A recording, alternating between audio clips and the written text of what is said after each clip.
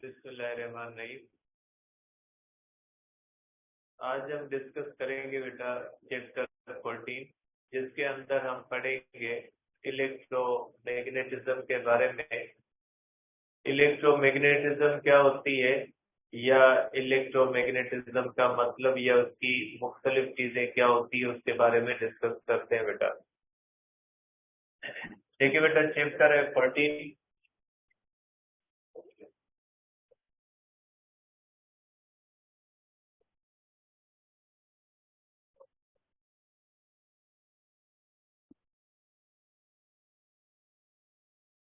Electromagnetism बेटा, इससे पहले आपको पढ़ना होगा बेटा मैग्नेटिज्म क्या है बेटा। मैग्नेटिज्म के अंदर बेटा मैग्नेट किसको कहा जाता है। देखिए बेटा, कुछ बुनियादी चीजें हैं जो आपके माइंड में होनी चाहिए कि मैग्नेट क्या होता है या मैग्नेटिज्म की फिनोमिना क्या होती है। कुछ ऐसी चीजें होती है जिनको जिनके अंदर ये प्रॉपर्टी होती है कि वो चीजें आयरन को, निकल को और कोबाल्ट को, जिनको हम फेरोमैग्नेटिक मटेरियल्स कहते हैं। मटेरियल्स तो तीन किस्मों के होते हैं। फेरोमैग्नेटिक मटेरियल्स हैं, पैरामैग्नेटिक मटेरियल्स हैं और डायमैग्नेटिक मटेरियल्स हैं। तो अगर आप देखते हैं तो फेरोमैग्नेटिक मटेरियल्स जो होते हैं जिनके अंदर आयरन है, निकल है, कोबाल्ट है, ये फेरोमैग्नेटिक मटेरियल्स कहलाते हैं। तो कुछ ऐसे सब्सटेंस हैं जो आयरन को, निकल को और कोबाल्ट को स्ट्रांगली अपनी तरफ अट्रैक्ट करते हैं।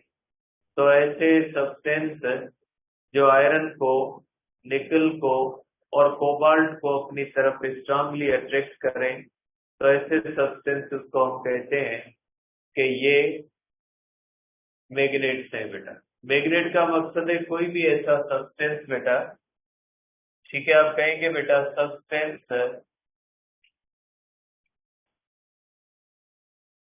विच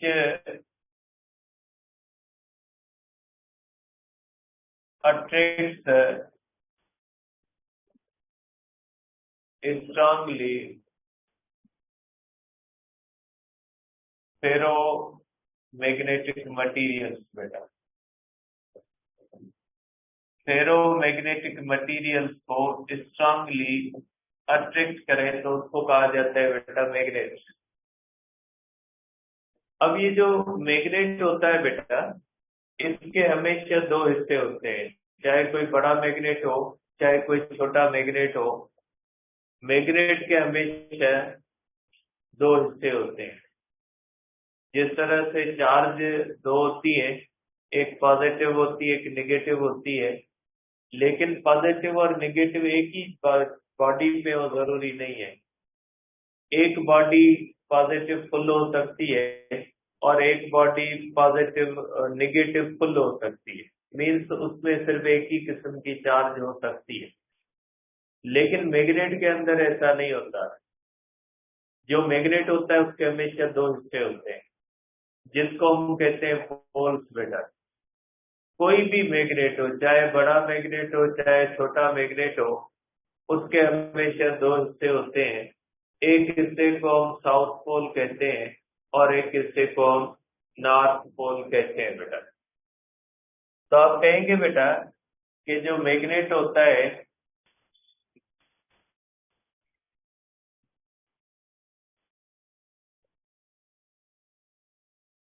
बेटा ये जो मैग्नेट के हिस्से होते हैं इनको कहा जाता है पोल्स बेटा। एक होता है नॉर्थ पोल बेटा, ठीक है, एन। और दूसरा जो होता है बेटा वो साउथ पोल होता है, जिसको एस कहा जाता है बेटा। मैग्नेट के हमेशा दो हिस्से होते हैं और उनको पोल्स कहा जाता है। Magnetic monopole does not exist बेटा, मैग्नेटिक मोनोपोल एग्जिस्ट नहीं करता। अकेला नॉर्थ और अकेला साउथ कभी भी नहीं होगा। अगर इस तरह से हमारे पास बेटा एक मैग्नेट है, इसका एक हिस्सा नॉर्थ होता है, एक साउथ होता है। अगर इसको दो हिस्सों में तकसीम करेंगे बेटा, छोटा कर देंगे, तो एक नॉर्थ बनेगा, एक साउथ बनेगा।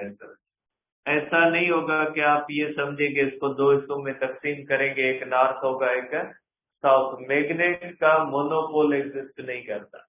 मैग्नेट के दो हिस्से होते हैं, एक हिस्से को नॉर्थ पोल कहा जाता है और दूसरे हिस्से को साउथ पोल कहा जाता है। ठीक है। और जो एक जैसे पोल होते हैं बेटा, सिमिलर पोल जो होते हैं, रिपेल करते हैं बेटा।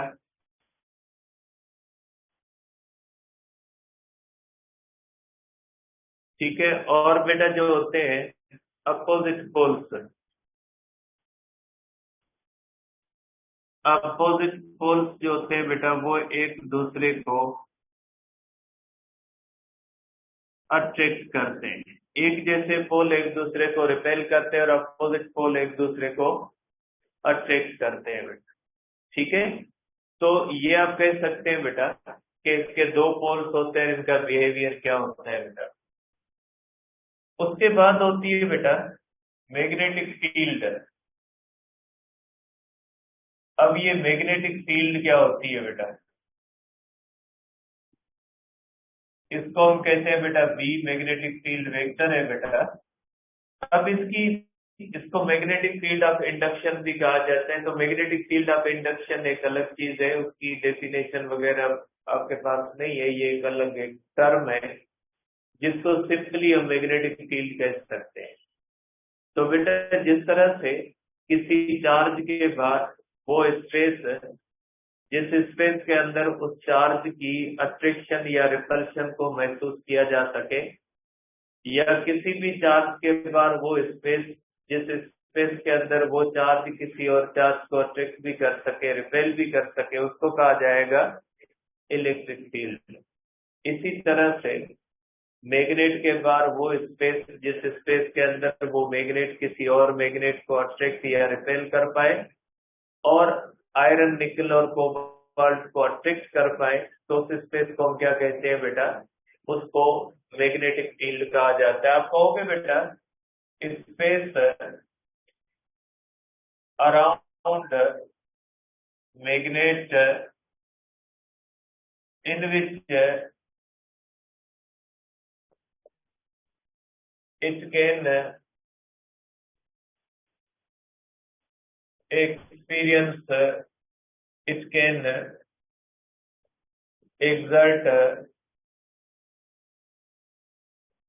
magnetic force on other magnetic material बेटा।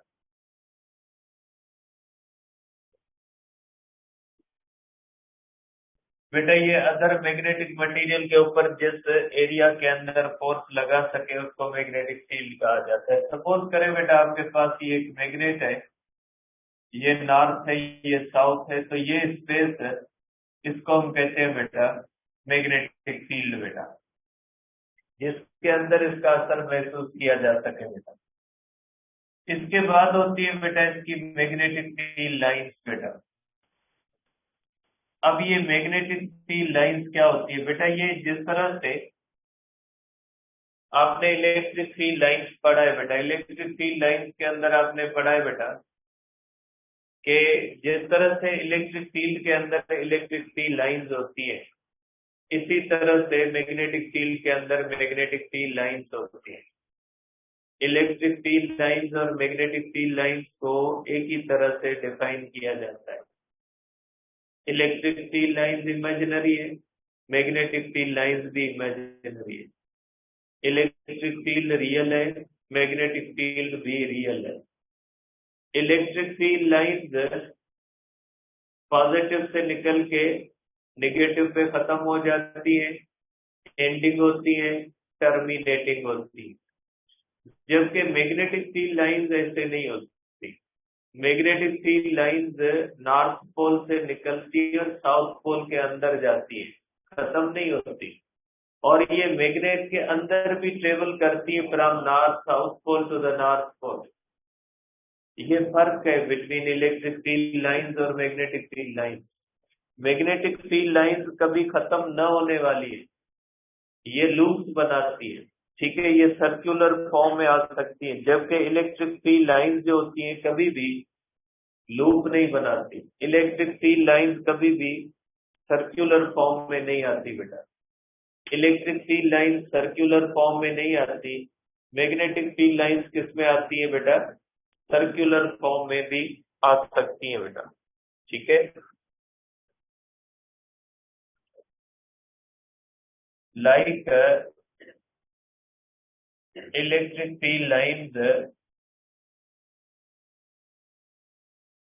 like electric field lines, magnetic field lines, magnetic field lines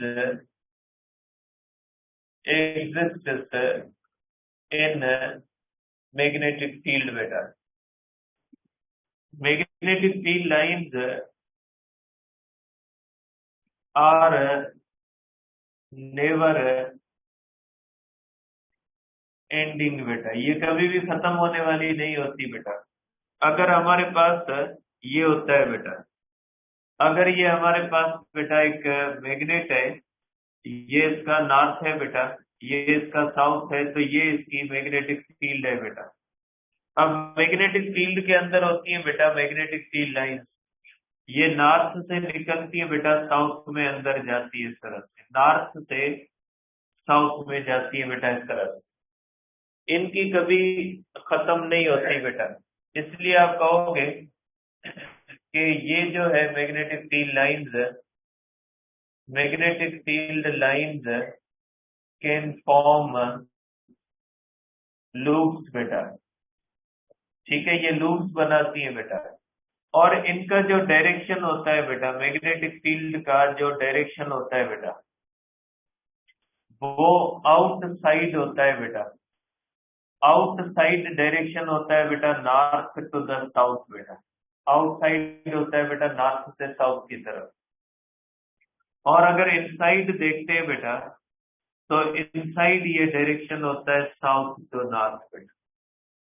तो मैग्नेटिक फील्ड का जो डायरेक्शन होता है बेटा, वो आउटसाइड मैग्नेट जो होता है वो नॉर्थ से साउथ की तरफ होता है।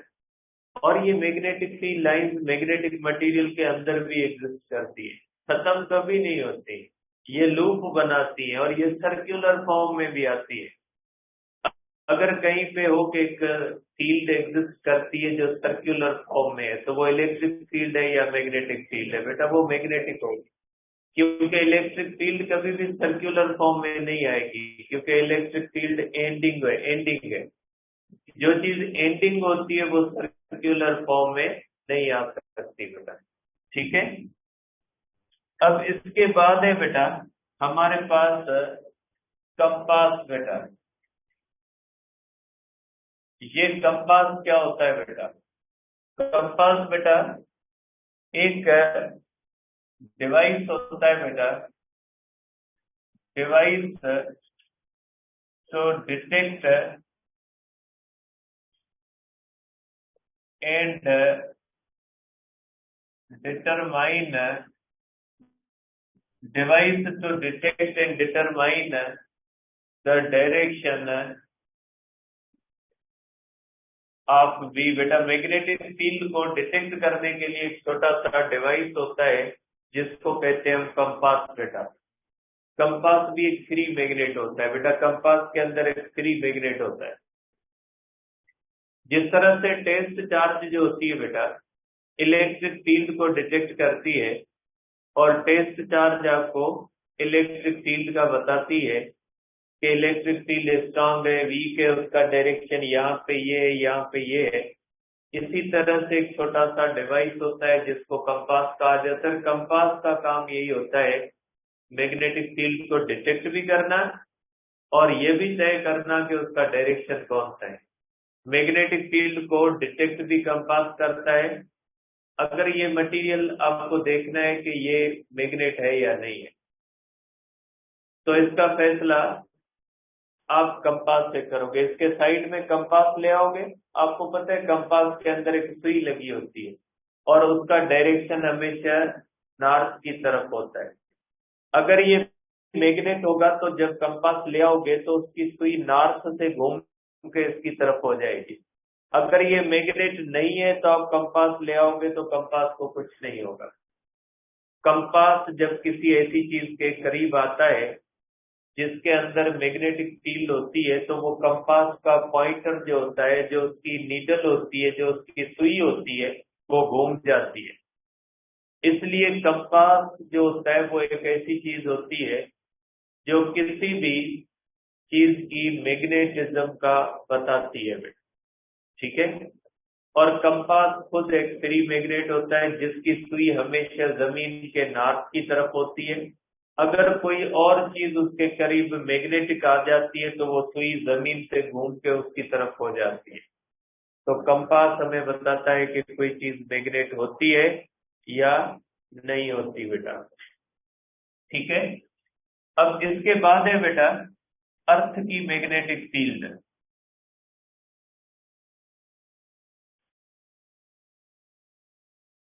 बेटा जो अर्थ है उसकी भी मैग्नेटिक फील्ड होती है बेटा। अर्थ खुद एक मैग्नेट है बेटा।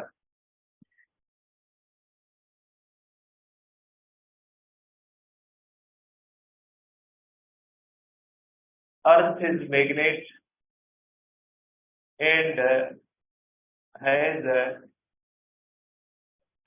मैग्नेटिक फील्ड बेटा। अर्थ एक मैग्नेट होती है और उसकी मैग्नेटिक फील्ड होती है बेटा। अब देखिए बेटा, सपोज करें ये अर्थ है बेटा, सपोज करें बेटा ये हमारे पास अर्थ है, ठीक है। अब अगर इसकी मैग्नेटिक फील्ड है तो इसका नॉर्थ भी होगा और इसका साउथ भी होगा बेटा। तो अर्थ का कौन सा हिस्सा नॉर्थ पोल है और कौन सा हिस्सा साउथ पोल है बेटा? देखिए बेटा, अर्थ के अंदर एक तो हम पोल वैसे जनरली लेते हैं नॉर्थ और साउथ बेटा। ये पोल जो होते हैं ये ज्योग्राफिकल पोल होते हैं बेटा, ठीक है।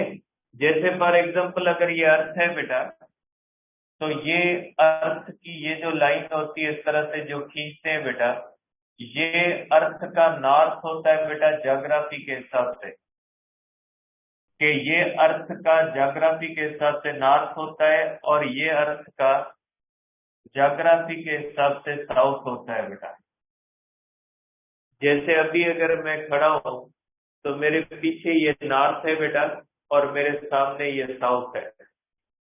तो ये जनरली हम कहते हैं जो नॉर्थ और साउथ डायरेक्शन है ना वो एक्चुअली ज्योग्राफी के हिसाब से, ज्योग्राफी की बात मैं कर रहा हूँ। तो ज्योग्राफी के हिसाब से जो नॉर्थ होता है वो भी आपको पता है, जो ज्योग्राफी के हिसाब से साउथ होता है वो भी आपको पता है।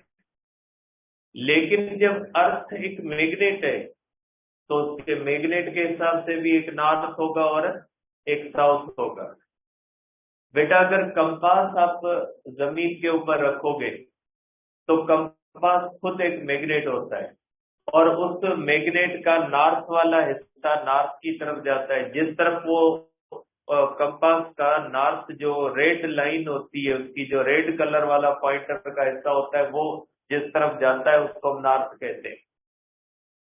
इसका मकसद है कंपास के अंदर होता है फ्री मैग्नेट, और अगर फ्री मैग्नेट का नॉर्थ वाला हिस्सा नॉर्थ की तरफ जाता है, मीन्स अगर आप किसी भी मैग्नेट को जमीन के ऊपर फ्री छोड़ोगे, अगर रूम के अंदर कोई धागा बांध के उसके अंदर एक मैग्नेट को लटका दे, उस मैग्नेट को आप छोड़ दे, आप देखोगे जब वो मैग्नेट को आप छोड़ोगे तो उसका नॉर्थ वाला हिस्सा नॉर्थ की तरफ चला जाएगा और साउथ वाला हिस्सा साउथ की तरफ चला जाएगा। अगर मैग्नेट का नॉर्थ वाला हिस्सा नॉर्थ की तरफ जाता है तो इसका मतलब क्या हुआ? इसका मतलब ये हुआ कि जमीन का उस तरफ साउथ है, क्योंकि अगर मैग्नेट का नॉर्थ वाला हिस्सा नॉर्थ की तरफ जाता है इसका मतलब ये हुआ कि जमीन का उस तरफ वाला हिस्सा साउथ है, जिसने मैग्नेट के नॉर्थ को अपनी तरफ अट्रैक्ट कर लिया। और अगर किसी भी मैग्नेट का साउथ वाला हिस्सा साउथ की तरफ जाता है, इसका मतलब है कि जमीन का उस तरफ नॉर्थ है, तभी वो मैग्नेट के साउथ को अपनी तरफ अट्रैक्ट कर रही है। तो बेटा मैग्नेट के हिसाब से जो हम नॉर्थ कहते हैं ना, वो मैग्नेट के हिसाब से साउथ है। जो हम साउथ कहते हैं ना, वो मैग्नेट के हिसाब से नॉर्थ है। तो जमीन के दो दो पोल्स को अलग देखोगे आप। जो ज्योग्राफी के हिसाब से नॉर्थ है, वो मैग्नेट के हिसाब से साउथ है। जो ज्योग्राफी के हिसाब से साउथ है, वो मैग्नेट के हिसाब से क्या है बेटा, नॉर्थ है। तो आप इसको इस तरह कहोगे बेटा कि मैं दूसरी लाइन भी बनाता हूं बेटा, कि ये जो साउथ होगा ये मैग्नेट के हिसाब से, और ये जो नॉर्थ होगा ये कौन सा होगा बेटा, मैग्नेट के हिसाब से। ठीक है। अब अगर इस हिसाब से देखते हैं तो मीन्स अर्थ की मैग्नेटिक फील्ड का डायरेक्शन क्या होगा बेटा, मैग्नेटिक फील्ड का डायरेक्शन होता है मैग्नेटिक नॉर्थ से साउथ की तरफ। तो ये होता है बेटा डायरेक्शन इसका। अर्थ की मैग्नेटिक फील्ड इस तरह से बनती है बेटा। अर्थ की मैग्नेटिक फील्ड बेटा इस तरह से बनती है। आप कहेंगे बेटा कि ये अर्थ की मैग्नेटिक फील्ड है, और इसका जो डायरेक्शन होता है बेटा, अर्थ की मैग्नेटिक फील्ड का डायरेक्शन जो होता है वो इस तरह से होगा बेटा। ठीक है। Direction of B of earth बेटा is from south geographic to north geographic बेटा। उल्टा है, हम इसको उल्टा कहते हैं कि ये साउथ से नॉर्थ की तरफ है, लेकिन एक्चुअली ये नॉर्थ से साउथ की तरफ है, क्योंकि मैग्नेट के हिसाब से साउथ क्या होता है, नॉर्थ होता है। तो मैग्नेट के हिसाब से ये नॉर्थ टू साउथ ही है, लेकिन हम डायरेक्शन कौन सा लेते हैं, हम डायरेक्शन ज्योग्राफी का लेते हैं जनरली, इसलिए मैंने लिखा है फ्रॉम साउथ टू नॉर्थ बेटा। ठीक है।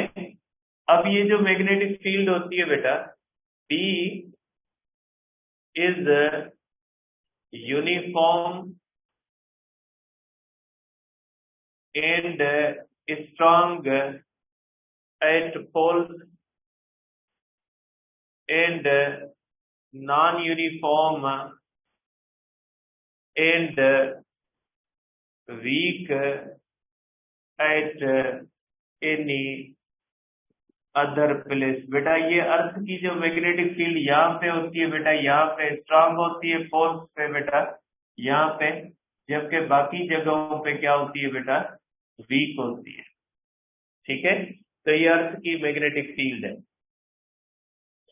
अब आ जाते हैं बेटा इलेक्ट्रोमैग्नेटिज्म पे। इलेक्ट्रोमैग्नेटिज्म क्या होती है बेटा,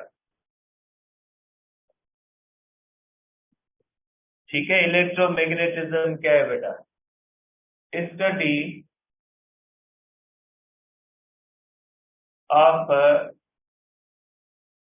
मैग्नेटिक इफेक्ट्स ऑफ चार्ज या करंट इज कॉल्ड इलेक्ट्रोमैग्नेटिज्म बेटा। ठीक है। 1819 को कहा जाता है बर्थ ईयर ऑफ इलेक्ट्रोमैग्नेटिज्म।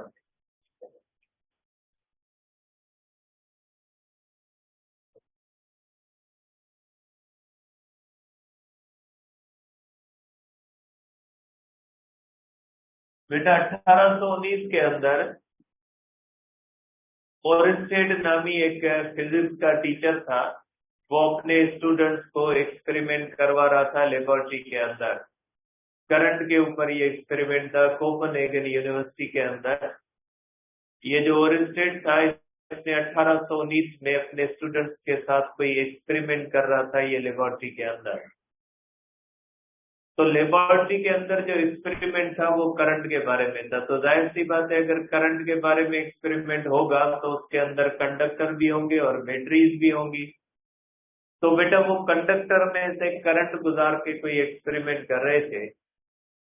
तो जिस टेबल के ऊपर ये एक्सपेरिमेंट हो रहा था उस टेबल के ऊपर एक कंपास भी पड़ा हुआ था। ठीक है।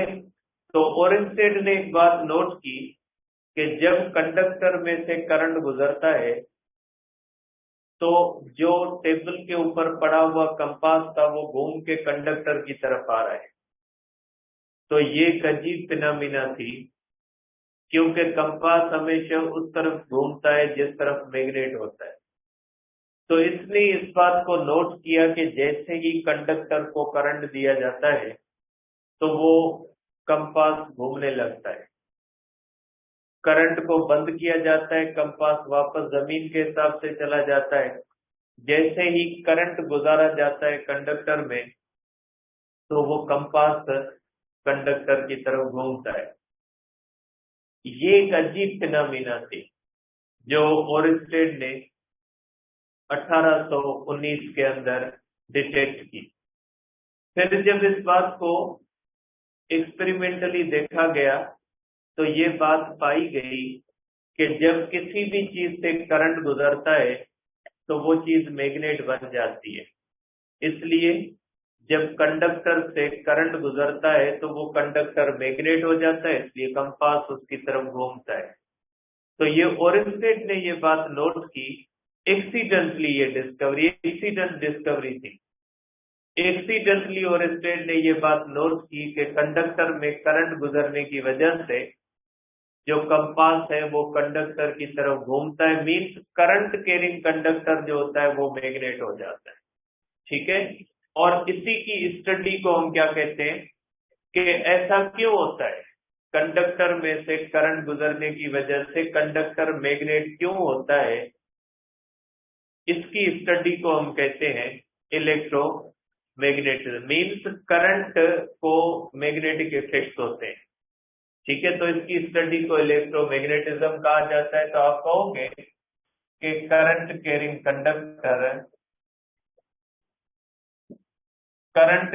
कंडक्टर बेटा जो होता है, करंट कैरिंग कंडक्टर वेव्स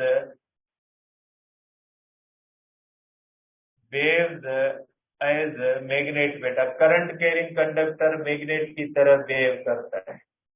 ठीक है। अब करंट कैरिंग कंडक्टर क्यों बनता है मैग्नेट बेटा, इसके पीछे एम्पियर और मुख्तलिफ साइंटिस्टों ने इसके बाद इस बात पे एक्सपेरिमेंट किए।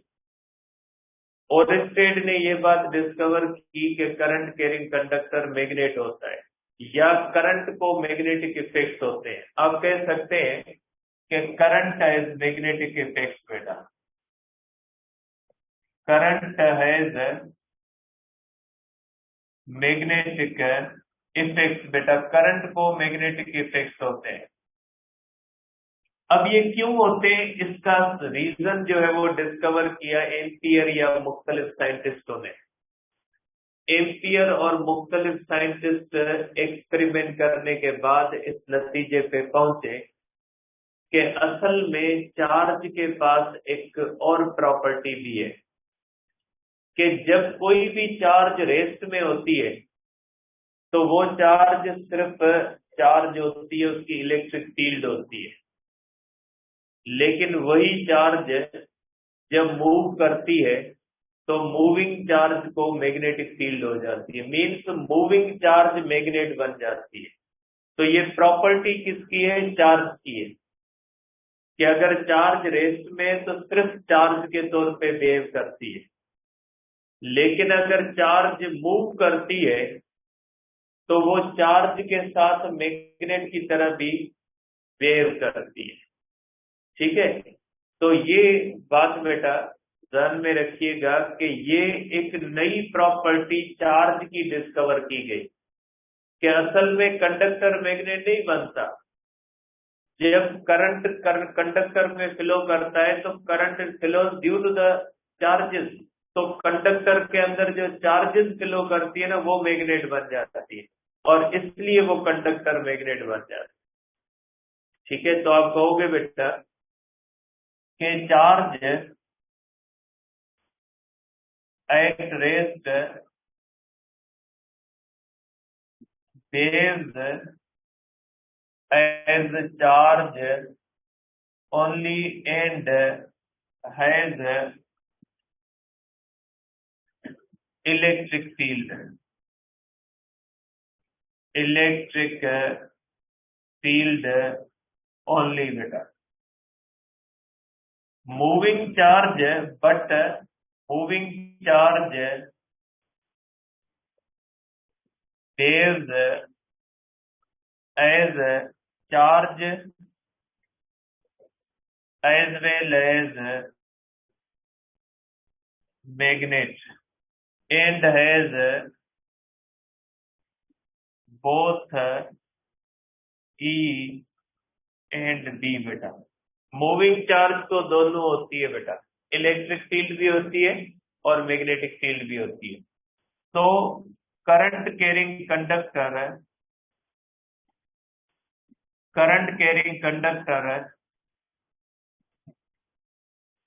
becomes magnet